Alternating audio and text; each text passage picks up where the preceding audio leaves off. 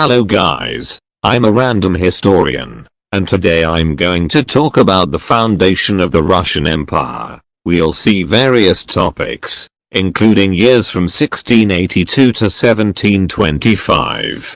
I'm going to explain you the basic information that you need to know, and if you have doubts, put them in the comments. Well, without further ado, this is the foundation of a giant. The Tsar that turned a landlocked tsardom into the fear of everyone. The year is 1682. Russia is a blind giant. A vast territory stretching across Eurasia, yet anchored in the medieval Muscovite traditions while the rest of Europe embraces science and transoceanic trade. But in the heart of the Kremlin, something is about to break. Subpart 1. The Double Throne and the Shadow of Sofia. When Tsar Alexei I, father of Peter Romanov, died, Peter was only 4 years old. So then, Fyodor Alexeyevich Romanov, son of Alexei and his first wife, Maria Miloslavskaya, became Tsar of Russia as Fyodor III. He was notable for abolishing the system of maestnichestvo, hereditary offices, that paralyzed the administration, strengthening the Duma, reforming the tax system, and modernizing the court with Polish influence. After the death of Tsar Fyodor III without heir on the 7th of May 1682 and the disputes between the families of the two wives of his father, the families Naryshkin and Miloslavsky, chaos erupts. The Imperial Guard, the Streltsy, mutinies in a bloody massacre that young Peter, half-brother of Fyodor, just 10 years old, witnesses with horror. The result is an unusual government, two child tsars on a double throne, under the strict and ambitious regency of his older sister, Sofia. Peter is no ordinary child. While his half-brother Ivan is frail and historically described as weak, sickly, and with physical and mental limitations, Peter grows up with volcanic energy and a deep hatred for the stifling traditions of the Moscow court. Subpart 2. The Toy King in the Kuklai Quarter. He retired to the Preobrazhenskoye estate to get away from Sofia. This is an important distinction. He was still co-Tsar. Peter takes refuge in the countryside. There, he turns his childhood games into something serious. He creates the toy regiments, which years later would become the elite of the Imperial Army. But his true education takes place in Moscow's Kuklai Quarter. There, among European engineers, navigators, and artisans, Peter grasps the bitter reality: if Russia does not modernize, it will be devoured by its neighbors. He learns that power lies not in golden crowns, but in gunpowder, navigation, and technology. Subpart 3. The Coup and the First Test. In 1689, at the age of 17, the giant awakens.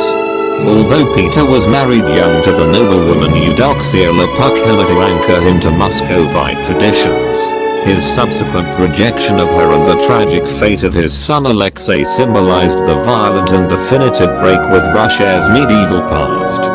The marriage was an attempt by his mother to settle down Pedro and distance him from foreign influence, something that failed completely. Peter overthrows his sister Sophia and claims his destiny. But a Tsar without a sea is a Tsar without power. His gaze turns south to the Black Sea, controlled by the mighty Ottoman Empire ruled by Mustafa II. In 1696, after a humiliating first defeat, Peter does something unprecedented. He builds an entire fleet in just a few months. With his new ships, he captures the fortress of Azov. It is his first military victory, and the message is clear: the Tsardom of Muscovy is dying, and in its place, something much greater is being born. Part 2. The Giant's Voyage and the Great Reform. Subpart 1. The Grand Embassy. In 1697, Peter became the first Tsar to travel to Western Europe. He traveled incognito, under the name of Carpenter Pyotr Mikhailov. He exchanged the scepter for the axe in the shipyards of the United Provinces of the Netherlands and England. His purpose wasn't established diplomatic relations, but a massive spionage to absorb the technology that Russia needs. Subpart 2, The Return and the Razor. Upon his return, the shock is brutal. Peter decides that to be a world power, Russia must resemble one. With his own hands, he cuts off the beards of his nobles and decrees a tax for those who resist. The message is harsh. The old ways are dead. Subpart 3, Resetting Time and the Great Northern War. In 1700, Peter changed the Russian calendar from the Byzantine one that counted the years from the world creation and used to celebrate New Year the first day of September. Well, instead of 1700, the Byzantine calendar was 7208. Peter changed this one to the Julian one to align it with Europe and set his sights on the Baltic. But the path to the sea was blocked by the Swedish Empire. The Great Northern War between the Rus giant and the Swedish Empire had begun, and the giant was about to face its trial by fire in the disastrous Battle of Narva. Part 3, The Birth of a Giant, The Great Northern War. The 18th century did not begin with peace, but with a storm that would forever change the world map. In 1700, the young Tsar Peter I, just 18 years old, joined a coalition against the Swedish Empire, which, under the military prodigy and Emperor Charles XII, dominated Northern Europe as an absolute power. Russia needed access to the sea. Without the Baltic, it was a blind giant, a colossal Tsarist regime without access to other countries or continents. This isolated the Russian Tsarist regime from European trade. But the beginning was humiliating. At the Battle of Narva, a vastly outnumbered Swedish army defeated the Russian troops. Charles XII then made a historic mistake. He underestimated Peter I and decided to attack other enemies first. This respite was what Russia used to reinvent and modernize itself. Peter not only melted down church bells to manufacture cannons and artillery, but he also reformed and modernized every aspect of the army according to Western standards. It was midst this chaos, in 1703, that Peter made a bold decision to found a new city in a marshy area recently conquered from the Swedes, St. Petersburg. Thousands of workers died during its construction, but for the Tsar, this was his window to Europe, and also his access to the sea, both for himself and for Russia. It was not just a capital and, in the future, the most important city. It was a declaration of war in stone and brick. St. Petersburg was born as the symbol of a Russia that no longer looked to its medieval Muscovite past, but to a powerful imperial and maritime future. The decisive turning point came in 1709, on the plains of Poltava. The once invincible, powerful, and most important European army of northern Sweden, exhausted by the harsh Russian winter and deprived of supplies, was annihilated by Peter's modernized Western forces. Peter I decisively defeated the Swedish Emperor Charles. Charles XII fled, and with him, Sweden's prestige as a great European power began its irreversible decline. After 21 years of conflict, the Treaty of Nystad, in 1721, formalized the end of the war. The consequences were devastating. For Sweden, it was the end of its golden age.